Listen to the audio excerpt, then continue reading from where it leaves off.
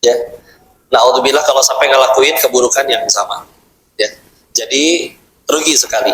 Dan kalau kita pengen coba renungkan lagi, kira-kira pas orang itu jahatin kita, kira-kira Allah ngelihat tidak? Cepat atau lambat, keadilan Allah akan datang nggak untuk dia? Datang. Apalagi kalau dia nggak tobat. Maka kalau disuruh pilih, kira-kira lebih ajib mana, kita balas dendam sendiri atau balasan dari Allah? Maka kalau ujung-ujungnya Allah juga pasti balas, dan pasti balasannya setimpal, terus buat apa kita kotorin tangan kita sendiri? Ya. Tetap suka aja, biasanya ibu-ibu mah ada yang ngelesnya kayak begini. Gak apa-apa kok, saya mah senang bantuin Allah, biar saya aja yang bales. Ya terserah ibu, ya. Bu, tapi ambil hikmah dari kisah ini ya. Ada yang komen juga, balas sendiri aja, jangan ngerepotin Allah. Tenang, Allah ngurusin dunia segini ruwetnya aja nggak repot sama sekali. Ya, ngurusin matahari, ngurusin semua yang ada di lautan, di langit dan di bumi. Ya, Allah quwwata illa billah. Ya, nah kisah seperti ini. Bapak-bapak lagi bakar sampah, terus nemu ular tahu ya. Ularnya diem aja, dikirain udah mati. Daripada bikin orang takut, mending ularnya sekalian dibakar. Begitu dipegang ularnya, ternyata hidup, gigit, matok, cekok, kena tangannya berdarah. Tapi ketika jatuh dari tangannya, masuk ke dalam kobaran api, itu ularnya kebakar. Dengan tangan yang masih berdarah itu bapak itu, dia malah ngambil kayu panjang, berusaha ingin menyelamatkan ular yang kebakar. Maka orang sekelilingnya nanya, Pak, Bapak habis digigit loh sama ular itu. Kenapa Bapak selamatkan ularnya? Si bapaknya jawab, ular matok, dia nggak bisa pilih. Namanya ular terancam. Mau yang megang cewek, cowok, pejabat, presiden, rakyat, direktur, OB, siapapun, tampan, cantik, tua, muda, dia ngerasa terancam, ya matok, udah selesai. Nggak ada ular pengen matok milih-milih dulu, nih si ibu kayaknya banyak utang, saya patok nih. Nggak ada. Di beliau teruskan, aku manusia, aku bisa milih mau berbuat apa. Aku tidak ingin perbuatanku didikte oleh siapapun juga. Ya. Kita punya pilihan. Sama seperti nanti azan zuhur berkumandang, kita bisa milih sholat, bisa milih tidak sholat. Kalau memilih tidak sholat pun tidak langsung ada petir menyambar. Orang jahatin kita yang kalau mau jujur bisa jadi diundang oleh dosa kita sendiri di masa lalu. Kita juga punya pilihan tuh pengen balas atau enggak. Karena setelah kita pikir lagi ya memang betul. Kalau tiap ada yang ngikut balas ngikut, tiap ada yang mencaci balas nyaci, hina balas hina, fitnah balas fitnah.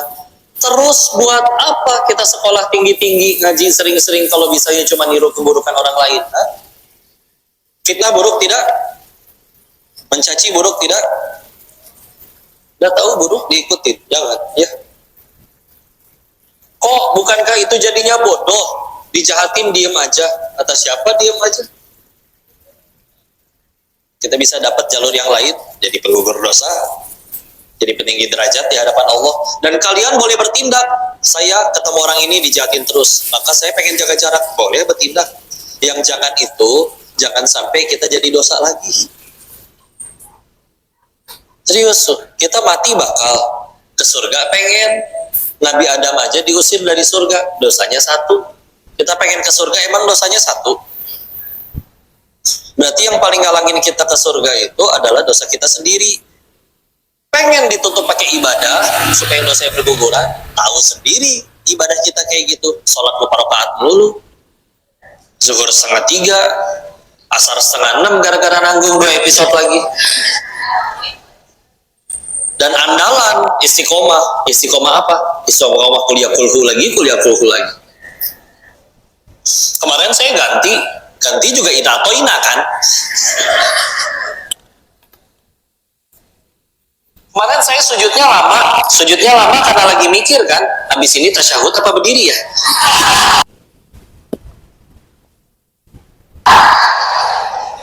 Jujur, jujur, jujur. Ya, ibadah kita begitu, ke surga pengen, dosa kita akui lah ya, lebih dari satu banyak. Makanya pasti Allah kasih fasilitas.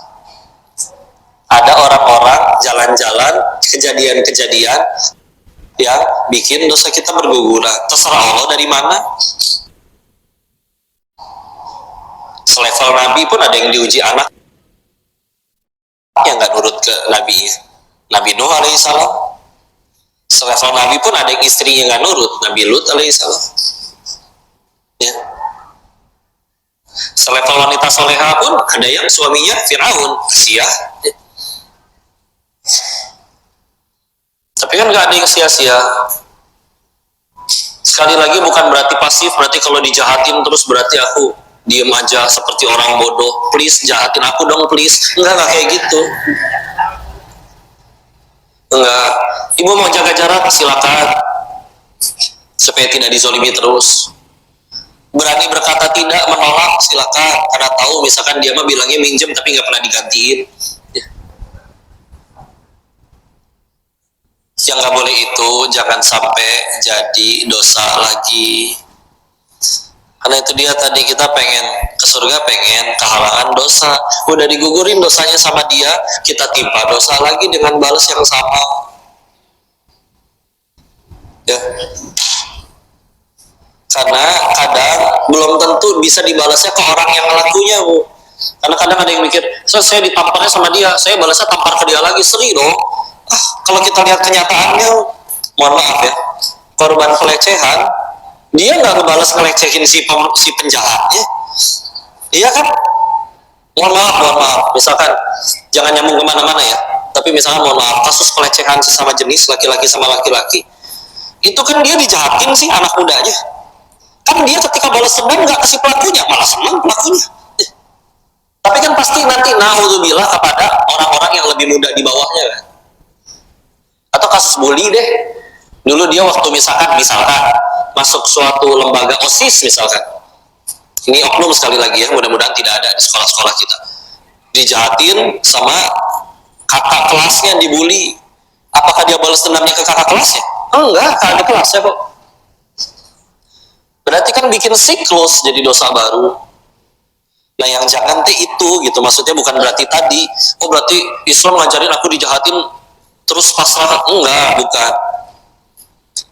Kalian mau jaga diri silakan, nolak ketika akhirnya dia ngajak ketemu juga silakan, nggak harus bohong kok, bilang aja ada urusan sama si mama, padahal belum bikin janji sama si mama, datangin we si mama, mah ada urusan kan, jadi saya bantu urusannya gitu. Yang penting kan nggak jadi bohong ya. Kalau kayak gitu masih boleh, yang jangan itu jangan sampai kita jadi penjahat selanjutnya ya. Lagian tadi itu dia ya, secara medis tidak sehat. Masalah balasan, nanti balasan dari Allah juga ada. Jahatnya dia bisa jadi jalan kita lebih mudah ke surganya Allah.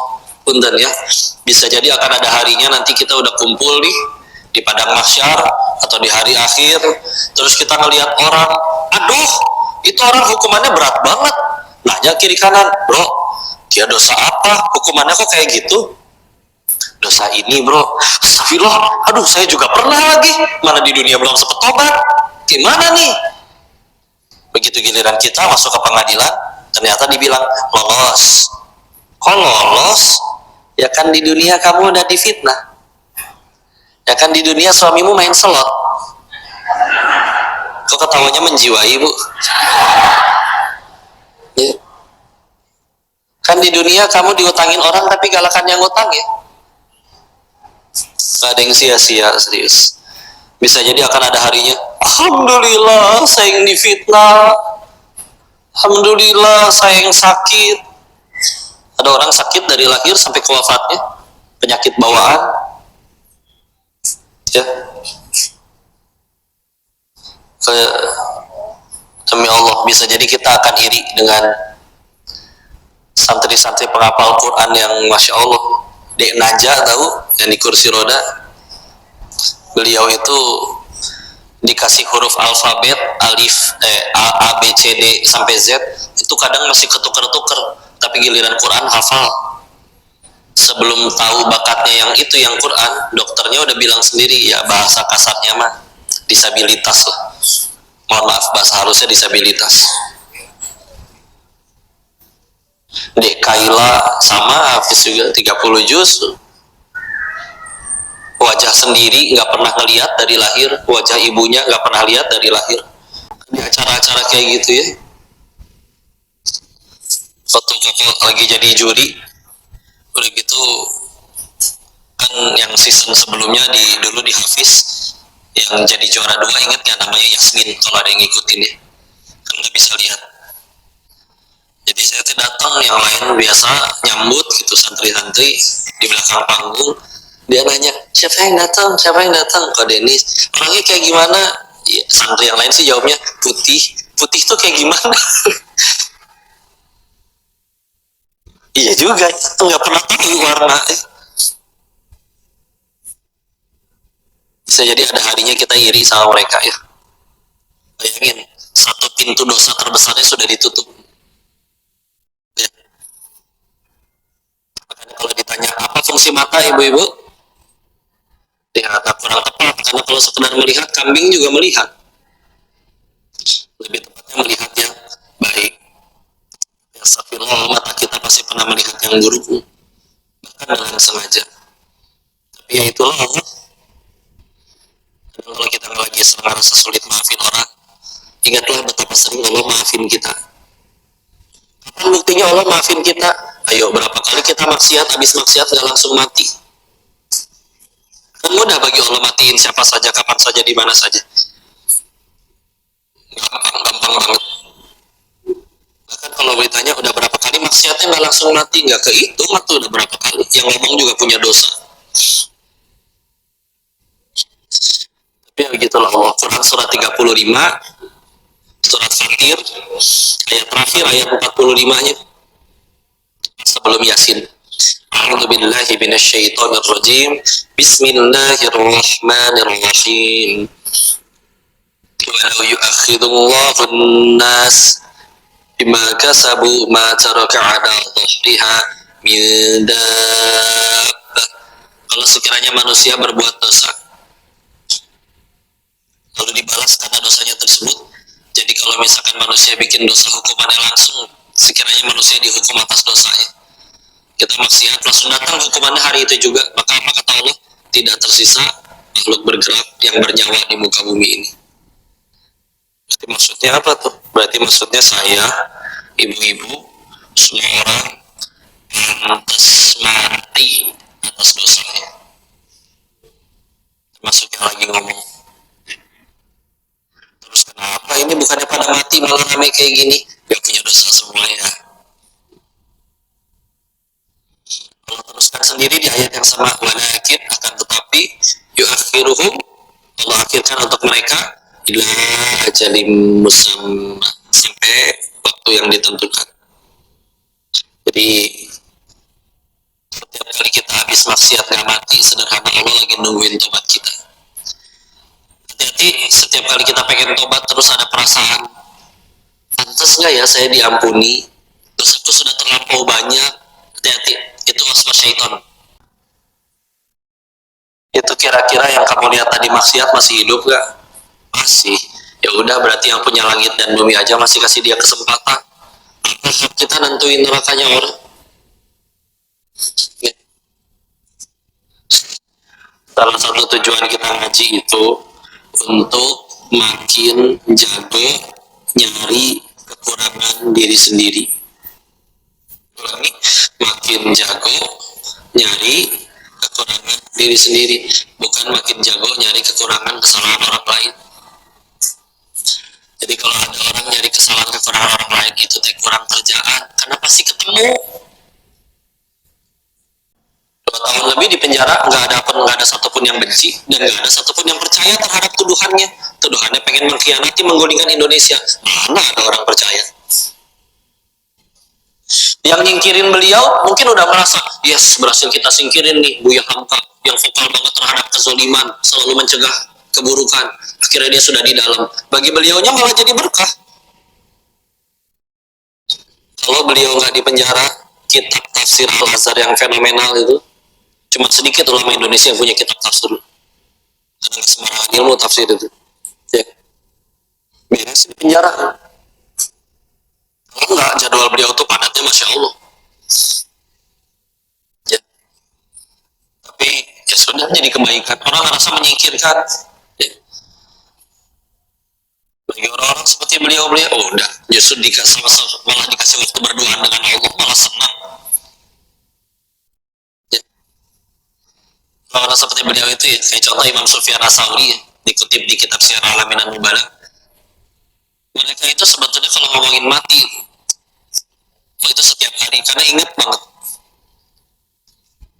Tapi kalaupun ada yang takut dengan kematian, bukan karena takut mati ya, tapi takut amalannya nggak cukup pulang ke hadapan Allah. Ya kan, selevel seorang Umar bin Khattab radhiyallahu anhu pernah mengambil sebatang ranting kayu, ditanya, dibilang, ranting enaknya jadi kamu, kenapa enak jadi ranting wahai Amirul Mukminin? Ditanya sama kiri kanannya. Iya, ranting ini tidak akan dihisap oleh Tuhannya, sedangkan aku Umar, setiap perbuatanku akan ada pertanggungjawaban. Bahkan beliau menambahkan, kalau kira-kira seluruh umatnya Muhammad SAW semuanya masuk surga kecuali satu orang saja, sepertinya aku satu-satunya orang yang gagal masuk ke surga. Maksud Sayyidina Umar yang mikir kayak gitu, jelas-jelas nabinya bersabda 10 sahabat yang dijamin surga itu termasuk beliau. Tapi gitulah orang soleh betulan, boro-boro sibuk mikirin dosa orang, malah ngerasa beliau satu-satunya yang gagal ke surga. Terus apa kabar kalau misalnya ada orang zaman sekarang yang jelas amalannya pasti tidak sebagus beliau, tapi kerjaannya sibuk cari keburukan orang. Ada yang berbuat baik, caci, dia mah begitu, cari-cari kesalahannya. Oh, bu, kalau punya haters, bu, haters itu sebetulnya fans ibu yang paling utama. Serius, orang kalau udah jadi haters, dia bela-belain cari foto ibu, kesalahan ibu yang paling culun dulu waktu masih di Facebook dulu ya. Di scroll, kuota bayar sendiri, dia nggak mau makan, nggak mau minum, nggak mau tidur, besoknya tipes, besoknya berobat bayar sendiri, nggak minta rembes. Tapi kan nanti aib kita ketahuan, dibongkar sama dia. Gara-gara dibongkar, kita jadi tahu apa yang harus saya perbaiki. Jujur, kapan kita jadi tambah baik? Ketika selalu dipuji padahal jelas-jelas pernah salah, atau dikoreksi meskipun pahit, pujian atau koreksi. Tuh, gara-gara dikasih tahu, oh berarti saya punya kurang di situ. Makasih ya. Orang jadi menghujat, menghina. Alhamdulillah surga kita nggak di mulut orang. Kalau bentuknya kritik, ya silakan diambil. Kalau dicaci maki masih ngambek, ya udah, berarti Tuhan kamu mulut orang atau Allah. Orang mencaci gimana? Monyong kamu, emang mulut kita langsung mancung? Enggak, gini-gini aja. Malah yang nyebut monyong yang harus majuin bibir. Coba sebut monyong tanpa majuin bibir. Nyeng, susah, nggak bisa, biarin. Mau ditukar, satu dunia cinta nih sama kita, tapi satu-satunya yang nggak suka sama kita cuma satu, Allah. Coba, emang laku itu pujian mulut orang? Udah lempeng loh, mangga. Berbuat baiknya karena Allah. Dan jangan heran ya, Islam nyuruh kita berbuat baik, betul. Tapi Islam gak cuma nyuruh ibu berbuat baik, tapi Islam juga nyuruh kita ngajakin orang jadi baik.